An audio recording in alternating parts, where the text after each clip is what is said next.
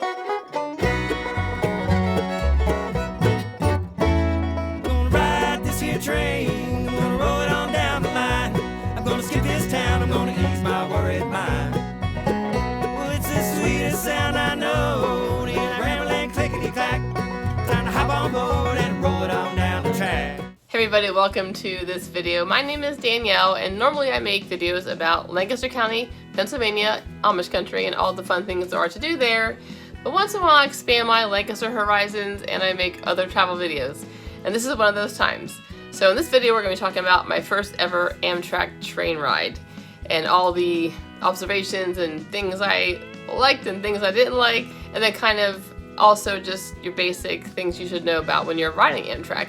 And then at the very end of the video I'm going to show you all the amazing routes they have in the United States. Beautiful, amazing routes. So pretty cool experience. I was really glad to do it, and I hope you enjoy the video. There is only one train route out of Oklahoma City, and it is to Fort Worth, Texas. It is a 4-hour and 14-minute trip and leaves once a day every day at 8:25 a.m.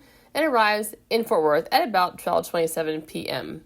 And this trip is called the Heartland Flyer. So when I got to the station, I was like, this is not very eye-catching. Like, you kind of would miss the station if you weren't looking for it. But when I walked inside, I was like, whoa, this is actually very stately, very beautiful, very grand. This is kind of the train station you think about when you think about old-time train stations, I think, in cities. There was only one sitting area in the building, so I made my way over there and sat there. I got there early. I got there about 45 minutes early, but they actually recommend only getting there about 30 minutes early for your train. It was not crowded at any point in this morning wait time, and I only had to wait in line one time to get to the platform, and that was only like a few minutes. So as you can see, it was a very easy entrance onto the train. No waiting, no lines. You just show your ticket, your mobile ticket typically, or your paper ticket, and the conductor scans you in, and you're able to hop on the train. Here's kind of the view of what you see when you get on. You're going to see the luggage rack here on the left. The stairs is where that the young lady is on the right. And then there's some seating right behind her for the lower level. The luggage rack wasn't huge, but you can leave some bigger luggage down there if you don't want to lug it upstairs. As you can see, the stairwell is quite small. Here's a picture of the upper level. This is what it looks like when you're up on the top level of the train. The first thing I noticed was how extremely roomy it is compared to an airplane. I mean, it was kind of a shock to me. I'm used to being crammed up in an airplane, and it was very, very roomy. They have the luggage racks above you. You can put your suitcases up there. You can put a personal item underneath your seat. I had no one next to me the entire trip, so I put my stuff on my seat next to me. In fact, most of that trip, there was only one person per little seat, 2-seat area. But it was very exciting to me because I was like, look at the room. It was so nice. They have the shades here you can draw if you want to. I saw several people kind of laying out sleeping because there was so much room when you put your feet up, and you can have this little leg rest here, which is also a big bonus compared to flying an airplane. So a lot of room compared to airplanes, and I would say even buses. So it was really kind of a nice roomy place to hang out for 4 hours and 14 minutes. Okay, so now I'm going to tell you my absolute favorite feature of this train compared to typical travel, either car or plane, and it is the electric plug.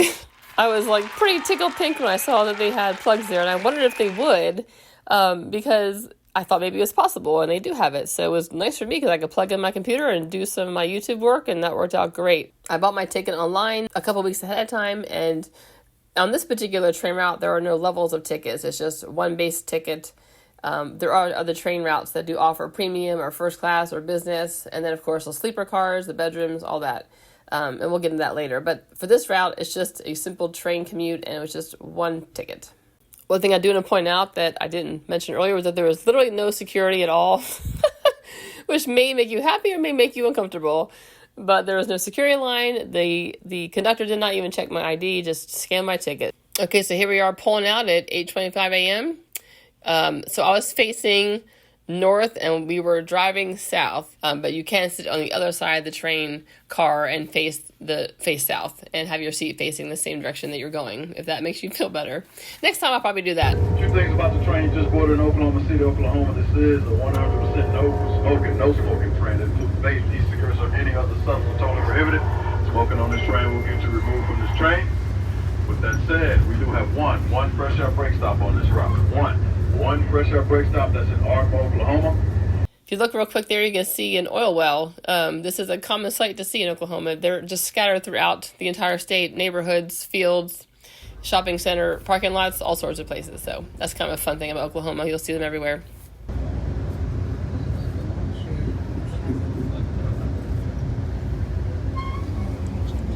For all you college football fans, that stadium right there is in Norman, Oklahoma, which is the residence of the University of Oklahoma Sooners. This was a Thursday morning in middle of February, and we got more passengers in Norman. I think that was the only stop we actually got passengers out of the 5 that they stopped at. And there were every 2 seats were taken by one person, unless there was people traveling together. I think almost every row, though, had a seat to spare, like on each side of the window. So it was not crowded. All right, so don't make fun of me for the next thing I'm going to show you, because I like to know these things, and you might too. But I want to show you a picture of the bathroom. It's not quite as small as an airplane bathroom, but it's very, very close.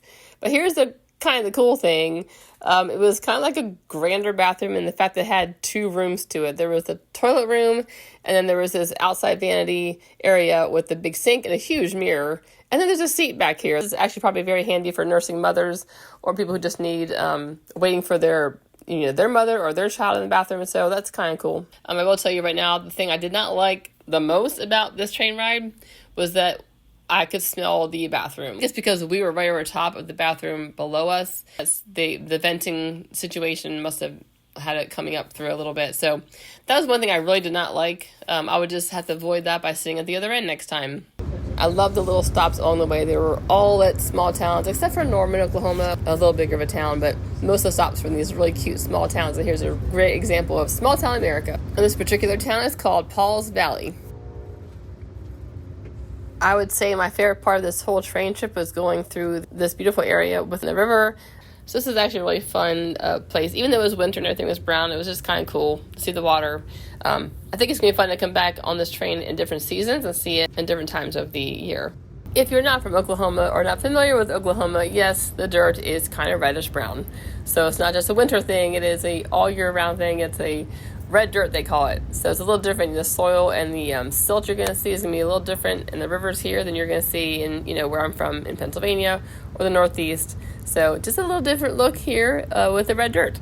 This is not the train route you take for a vacation. This is the train route you take for commuting from Oklahoma to Texas. But it's very handy, and it's been around for about 20 years, they said, maybe a little bit over 20 years. So there are rumors they might expand it to Tulsa, Oklahoma. So that'd be interesting, too, because a lot of people do go back and forth between Tulsa and Oklahoma City as well. When you drive to Dallas, it's about a 3.5 hour to 4 hour trip, depending on where you go to Dallas and depending on traffic. So this is a little longer, but it's a lot less stressful.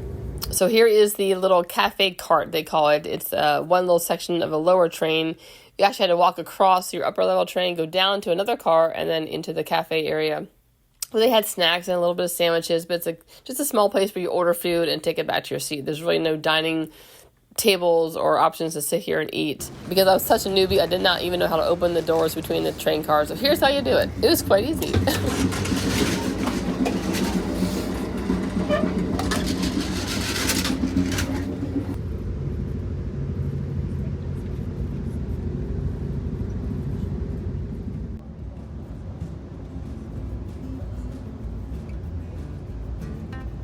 And there's a skyline for Fort Worth. Actually, Fort Worth is a very pretty city. They take very good care of it. Different than Dallas. But Fort Worth is kind of a less stressful, less hectic place to be. More cowboy stuff there for sure. It's definitely more Western. A neat place to visit if you get a chance. Okay, so as we pull into the station here, you're going to see that's a much bigger station than Oklahoma City. This is definitely a big hub for intersecting routes. So there's several that go out of this station to Austin, Texas, some to Chicago, some to LA. So this is a bigger hub for train intersecting routes and jumping on the next train. So as you can see, it's much bigger than Oklahoma City.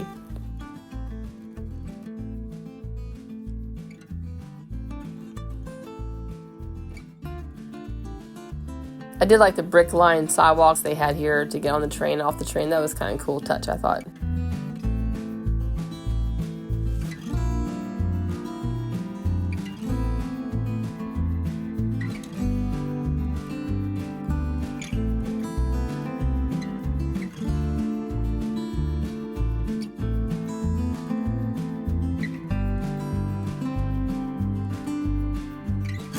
So we'll take a walk into the station just to see kind of what it looks like in comparison to Oklahoma City. So here you can see they actually have people working at the ticket counter where you can buy your ticket. If you don't want to buy them online, here you can go into Fort Worth and buy them in person. And there's more seats here. It's a little more grand. It's a nice station, actually. It's a nice station to hang out and wait for the next train. Okay, as I make my way out of the station and just down the street to wait for my Uber, I will tell you, this is a great experience. I absolutely would do it again. I would sit, though, on the other end of the train, not by the bathroom.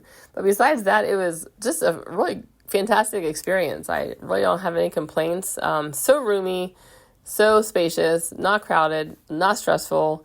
Just a nice way to travel, a nice change for me for sure. There are a lot of really cool routes. I did a little screen recording of their different routes to show you what they have to offer because there are some gorgeous routes. So now that I know these awesome destinations and awesome trips you can take on Amtrak, I've already have a trip or 2 or 3 planned in my mind that my husband and I can take together. We're entering the empty nest phase, so this is a great time to start planning some fun trips, and this is definitely one I would really enjoy. There's one kind that goes on the upper part of the United States, past Glacier National Park and the whole way over to Portland, Oregon, and Washington State, and then there's some that go along the California coastline, and there's some that go from San Antonio, Texas to LA, and there's some that go up to Chicago, and of course, and there's the whole East Coast has a lot of train rides as well. So there's a lot of cool options. You can buy a cheap ticket to sit in, or you can buy a ticket a little more money to buy, like a roomette. I believe was about it was over $1,000 for a roomette, which is a small kind of room, and the bedrooms were over $2,000, and some of the bigger rooms, like the bigger bedrooms, are over $3,000 for the room. So depending on how long you want to be on that train and what kind of experience you want to have, there are options for different price tickets. Okay, so I hope you enjoyed this kind of outside the box video for me, and let me know what you think. If you have been on an Amtrak train ride, if you've wanted to and have not done it yet, or if something caught your eye on here that you're like, yes, I definitely have to do that, let me know in the comments. You know, I like to hear from you guys what we'd like to see, and let me know what you think. And I hope you have a great next adventure, and thanks for watching.